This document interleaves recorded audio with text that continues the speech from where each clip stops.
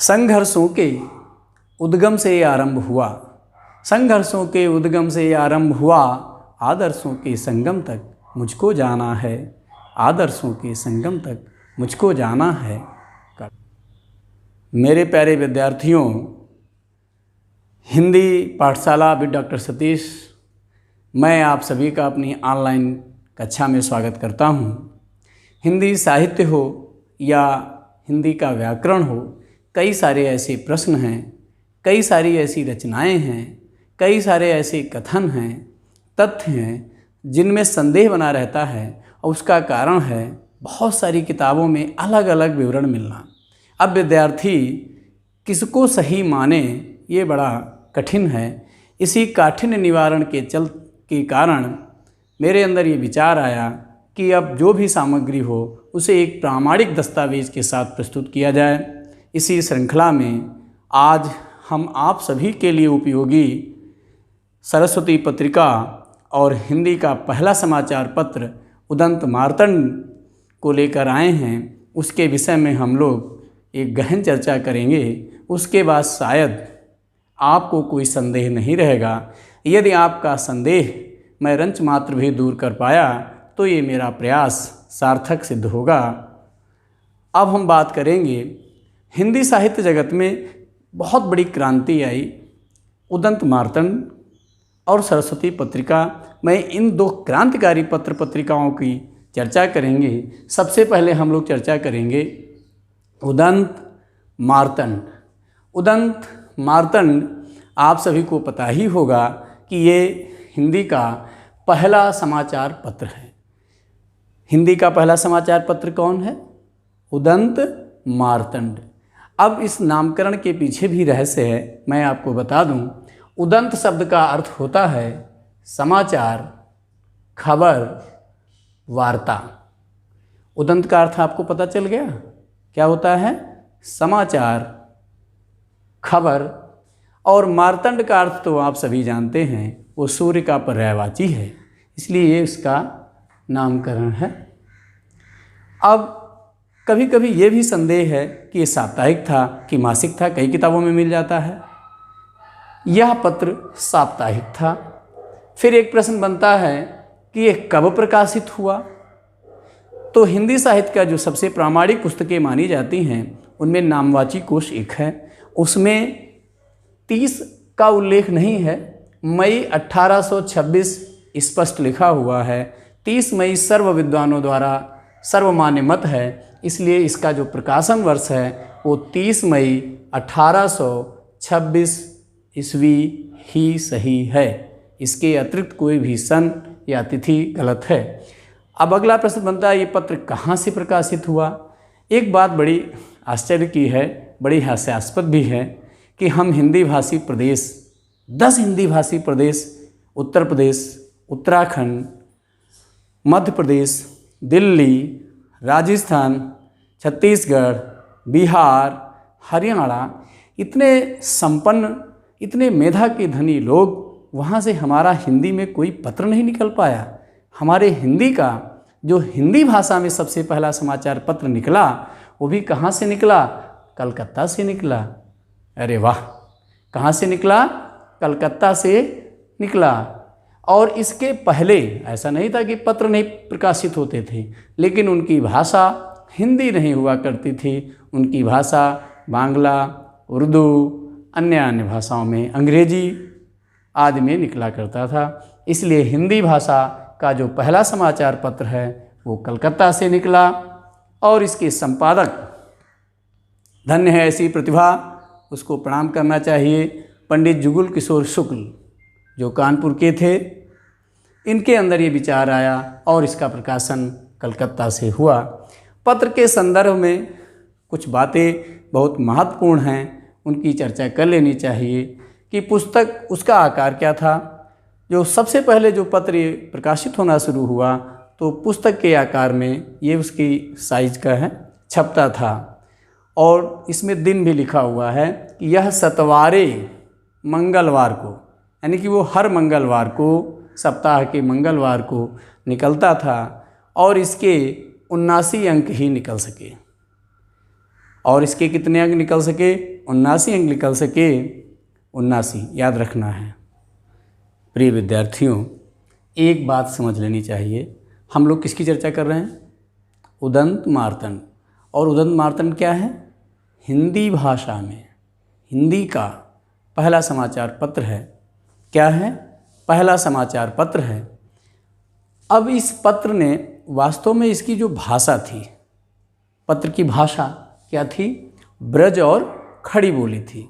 लेकिन इस पत्र में स्पष्ट लिखा हुआ है कि इस पत्र ने अपनी भाषा को क्या कहा है? मध्य देशीय। क्या कहा है? मध्य देशी। अब आपको ये संदेह हो सकता है कि मध्य देशी एक बार कह रहा है और एक बार ब्रज और खड़ी बोली कह रहा है। नहीं, खड़ी बोली को ही मध्य देश की भाषा कहा जाता है। यानी कि इस पत्र की भाषा क्या है? ब्रज और खड़ी बोली। और पत्र ने अपनी भाषा को क्या स्वीकार किया है? मध्य देशीय भाषा। अब इसके अंतिम अंक में लिखा है, क्या लिखा है? उदंत मार्तंड की यात्रा। अब ध्यान रखना है, कितने अंक हमने बताए थे अभी, उसका जो अंतिम अंक है उसमें क्या लिखा है? उदंत मार्तंड की यात्रा। मिति पौष बदी 9 भौम संवत 1884, तारीख दिसंबर सन 1827। ये जो तारीख दिया है ये बंद होने की है। जल्दबाजी में उसको ये ना देख जाना कि ये तो गलत हो गया, ये बंद हो गया। इस तारीख को पत्र का प्रकाशन बंद हो गया था 1.5 साल बाद। कितने समय बाद? लगभग 1.5 साल बाद। और उसमें ये लिखा भी है, आज दिवस लौ उग चुक्यो मारतंड उच्छंत, अस्ताचल को जात है दिन कर दिन अब अंत। ये लाइन कभी कभी पूछ ली जाती हैं कि ये लाइन किस पत्र में लिखी है। 30 मई को उदंत मार्तंड के प्रकाशन दिन को आधार मानकर अपने यहाँ राष्ट्रीय हिंदी पत्रकारिता दिवस कब मनाया जाता है? 30 मई को मनाया जाता है, आने वाला है। कब मनाया जाता है? 30 मई को क्या मनाया जाता है? राष्ट्रीय हिंदी पत्रकारिता दिवस। तो ये 30 मई को ही क्यों मनाया जाता है? इसके पीछे कारण यही है कि 30 मई को हिंदी का पहला समाचार पत्र उदंत मार्तंड का प्रकाशन शुरू हुआ था। उसी प्रकाशन तिथि को आधार मानकर हम राष्ट्रीय हिंदी पत्रकारिता दिवस मनाते हैं। मेरे प्रिय विद्यार्थियों, इस पत्र की भाषा को देखने से पहले एक सूचना आपको बता दें। यदि आप किसी कंपटीशन की तैयारी कर रहे हैं, चाहे वो टीजीटी, पीजीटी, एसआई, अन्य प्रतियोगी परीक्षाएं जिनमें हिंदी विषय पूछा जाता है, आप सीधे हमसे हमारे टेलीग्राम समूह हिंदी पाठशाला 20 सतीश, व्हाट्सएप समूह हिंदी पाठशाला 20 सतीश, जिसका लिंक मैंने डिस्क्रिप्शन में दिया है, से सीधे जुड़ सकते हैं और उसका आनंद ले सकते हैं। इस पत्र की भाषा देख ली जाए। उनका सुख उन बोलियों के जानने और पढ़ने वालों को ही होता है। ये संपादक ने लिखा कि जो उस समय पत्र पब्लिश हो रहे थे बांग्ला में, उर्दू में, इंग्लिश में, उनके संदर्भ में लिखा कि उनका सुख उन बोलियों के जानने और पढ़ने वालों को ही होता है। इससे सत्य समाचार हिंदुस्तानी लोग देख, आप, पढ़ ओ समझ लें, ओ पराई अपेक्षा ना करें, जो अपने भाषा की उपज ना छोड़ें। बहुत लंबा था। साहस में चित्र लगाए के एक प्रकार से यह नया ठाट पाटा, इस भाषा का उदाहरण। इसके बाद अब हम पढ़ेंगे सरस्वती पत्रिका। क्या पढ़ेंगे? सरस्वती पत्रिका। तो आओ चलते हैं, देखते हैं सरस्वती पत्रिका। मेरे प्यारे विद्यार्थियों, हम लोग चर्चा कर रहे थे उदंत मार्तंड की।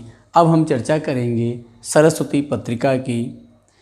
हिंदी साहित्य के क्षेत्र में उदंत मार्तंड और सरस्वती पत्रिका, इन दोनों ने क्रांतिकारी परिवर्तन किया। सरस्वती पत्रिका का सन 1899 में इंडियन प्रेस इलाहाबाद, जिसके मालिक थे चिंतामणि घोष, उनके दिमाग में ये विचार आया कि कि हिंदी में एक मासिक पत्रिका का संपादन किया जाए और उन्होंने इसकी स्थापना की। इसलिए संस्थापक कौन हो गए? चिंतामणि घोष। संपादक नहीं, संस्थापक कौन थे? चिंतामणि घोष। और ये पत्रिका कहाँ से निकलती थी? इंडियन प्रेस, इलाहाबाद, जिसे अब प्रयागराज कहा जाता है। ये पत्रिका थी कैसी? ये एक मासिक पत्रिका थी। ये जनवरी सन 1900 में शुरू हुई थी। इसमें प्रारंभ में 32 पृष्ठ थे। वो क्राउन केवल एक पेपर का साइज है, जैसे A4 साइज होता है। एक जानकारी बता दें कि सबसे पहले जब पत्रिका का प्रकाशन शुरू किया गया तब कोई एक व्यक्ति उसका संपादक नहीं था, एक संपादन मंडल था। उस संपादन मंडल में 5 लोग थे: श्याम सुंदर दास, राधा कृष्ण दास, जगन्नाथ दास, कार्तिक प्रसाद, किशोरी लाल गोस्वामी। इसके बाद इस संपादन मंडल ने केवल 1 वर्ष तक काम किया। कितने समय तक? 1 वर्ष तक। 1 वर्ष तक 1900 तक संपादन मंडल ने काम किया, यानी कि 1 वर्ष तक कोई एक व्यक्ति ने पत्रिका का प्रकाशन नहीं किया। किसने किया? एक संपादन मंडल ने किया। सन 1901 में उसके संपादन का कार्यभार मिला डॉक्टर श्याम सुंदर दास को। किसको मिला? डॉक्टर श्याम सुंदर दास को।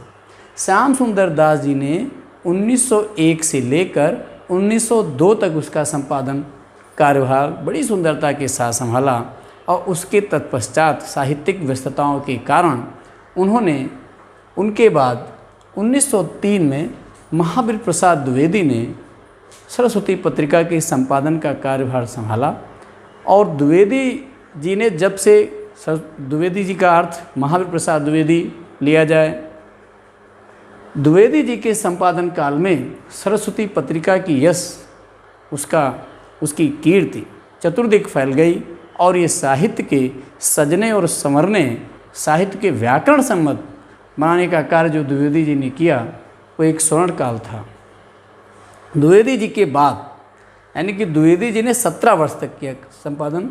द्विवेदी जी के बाद जो महत्वपूर्ण संपादक हैं, मैंने सिर्फ उन्हीं का नाम दिया है। इसमें बहुत विद्वान जिनका नाम मैं नहीं लिख पाया हूँ: पदुमलाल पुन्नालाल बख्शी जी, देवी दत्त शुक्ल, ठाकुर श्रीनाथ सिंह जी, श्री नारायण चतुर्वेदी आदि कई विद्वान जिनके निर्देशन में सरस्वती पत्रिका का संपादन हुआ।